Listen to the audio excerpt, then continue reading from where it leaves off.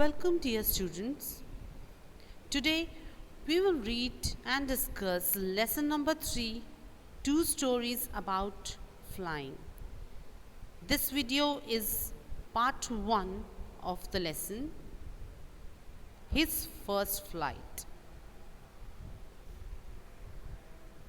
His First Flight by Guillermo Flaherty, who was born on August 28, 1896 and was an Irish novelist and short story writer whose work combines brutal naturalism, psychological analysis, poetry, and biting satire with an abiding respect for the courage and persistence of the Irish. The lesson that we have, His First Flight by the author Guillermo Flaherty, is about courage and self-confidence. Children, I am sure you all understand the value of courage and self-confidence, and also that you know that unless you try and attempt anything, you will never be able to get success in what you dream about. So in order to achieve a goal, you must always put your hard work in, try, and then go on with the success. The lesson that we have, part 1 of two stories about flying, His First Flight, is about the young seagull who does not try or attempt his first flight, thinking that his wings will not support him and he is going to die. Being fearful, he failed to even attempt his first flight. He was encouraged by his family. His two brothers and a sister had already taken off and were enjoying their first flights, but he refused to even try for once. The reason why he denied to even attempt for his first flight was that he was not able to gather his courage and show his efforts because he thought that he was too young and his wings were too weak, that the wings would not support his flight and he would fall down and eventually die. So out of fear, he did not even try, even though he was encouraged by his family, especially by the mother. And the mother of this young seagull then takes the charge and plays a trick to help him attempt its first flight. The young seagull is afraid to fly. He is alone on his shelf, projecting from a seaside rock. His two brothers and sisters had already flown away the day before, but he could not gather courage to fly with them. The great expanse of sea beneath frightened him, and he felt that his wings would not support him. He dared not to take the first chance. He ran back to the little hole under the shell. His father and mother came calling to him, but all went in vain. And they decided to keep him hungry and let him starve. They threatened him that if he did not fly, he would die of hunger there. And as a punishment, he was kept to starve for 24 hours. The next day, he watched his parents teaching his brothers and sister the art of flying, how to move just above the water surface and finally to dive for fish. But nobody came near him. All of them walked about on the plateau, taunting him with his cowardice. He had not eaten for more than a day. He felt the heat of the sun. He moved out to the brink of the shelf, closed his eyes, and pretended to be falling asleep. Still, his parents took no notice of him. Not that his parents did not care, of course they did, but they did not want their young seagull to suffer with no trying and attempting of his first flight. So they turned a little harsh on him, letting him starve in order to understand the value of this flight and in order to make him understand that if he needs to survive, he needs to survive on his own attempts and courage. His mother was standing on a rock in water and trying to encourage him, yet he refused to try. And then his mother was eating a piece of fish. And the sight of the food maddened him. He too wanted a bite because he had not eaten anything for more than 24 hours now.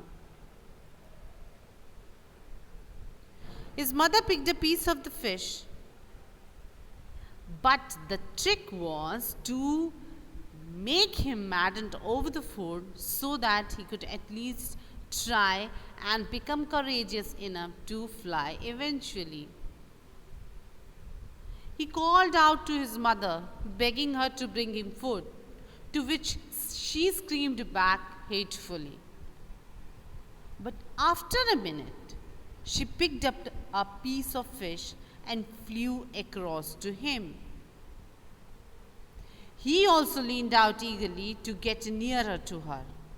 But when she was just opposite to him, she halted. The piece of fish was almost within his reach. He waited in surprise why she did not come nearer. He was maddened with hunger. He could not help diving at the fish, but in this attempt, he fell onwards and downwards. He was in the grip of fear. But a minute later, his wings spread outwards. The wind rushed against his breast and wings, and he could feel his cutting through the air. He was not falling headlong now, he was rising slowly. The young seagull waited a moment in surprise, and he was not able to understand why the mother was not feeding him or letting him have the bite by coming closer to him. Because the mother actually was trying to help him to try his first flight.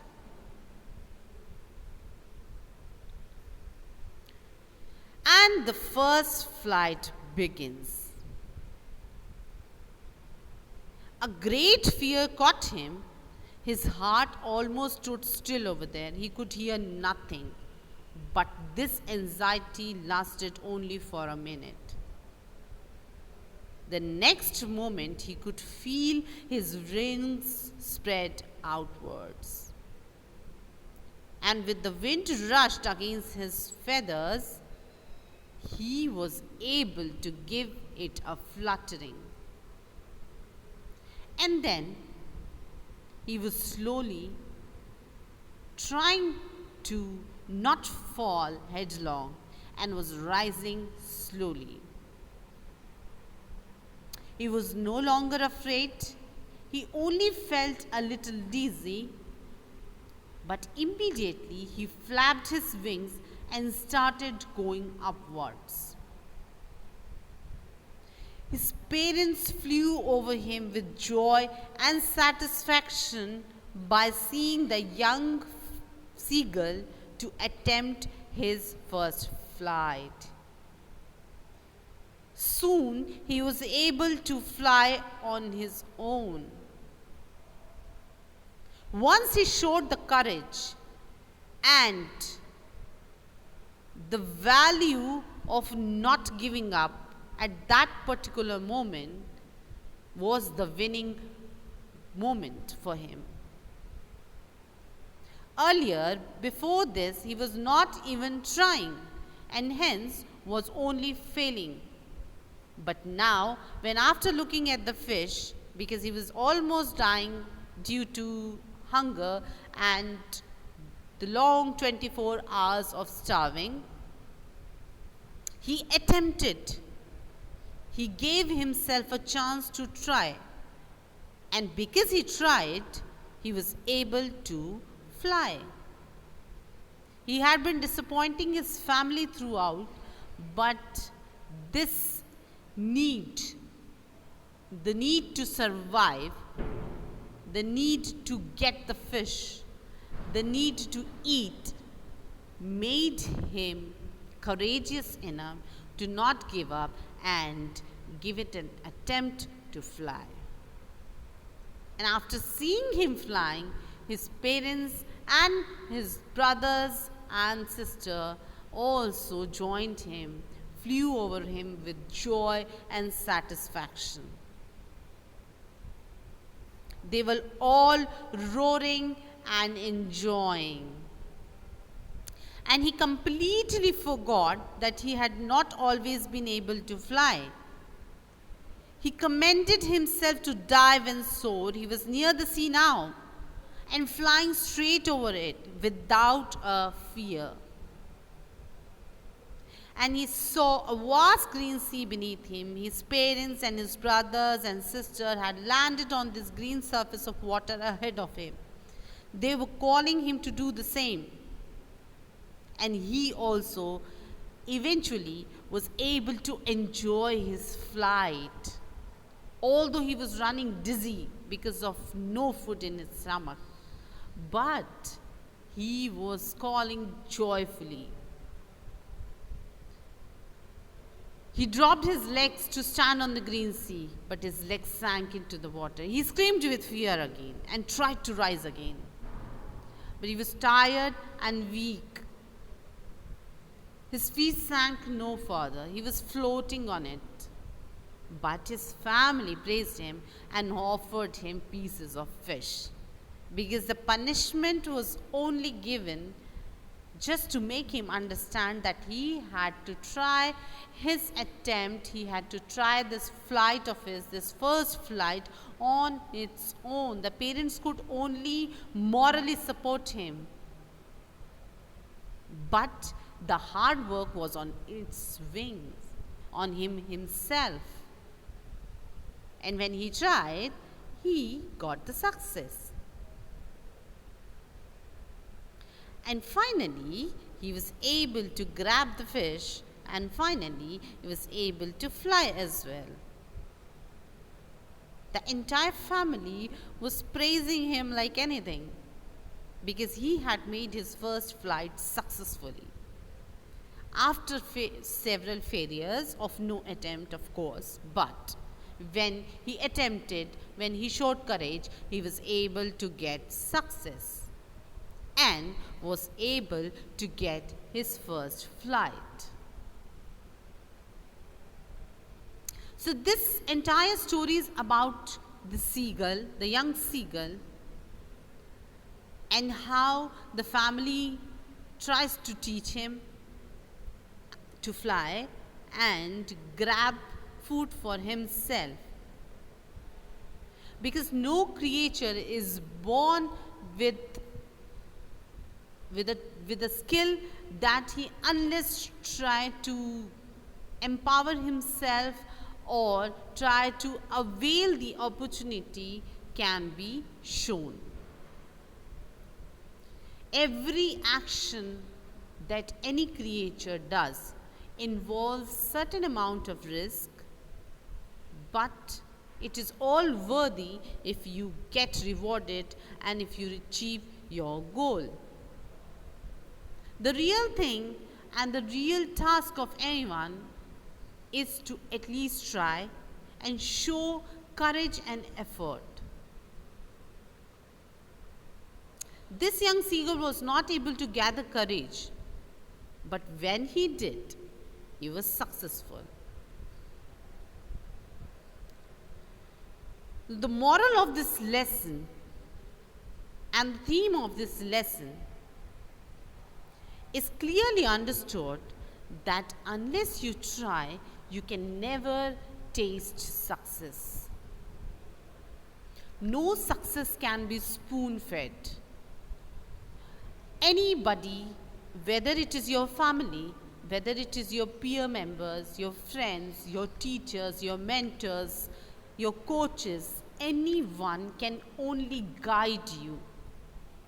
The actual labor and the hard work is on your shoulders. Just like this young seagull, you being students, you being the members of your family, whatever you want to achieve in your life, you only can help yourself with that. It is on your shoulders, it is your responsibility to show courage, to be determined enough, to be perseverant in order to achieve your goal in life. So, with this positive note, I would want to end this lecture, hoping that you will also in your life always remember that courage and effort are something that is going to pay you the reward, will help you to taste success and achieve your goals. Thank you.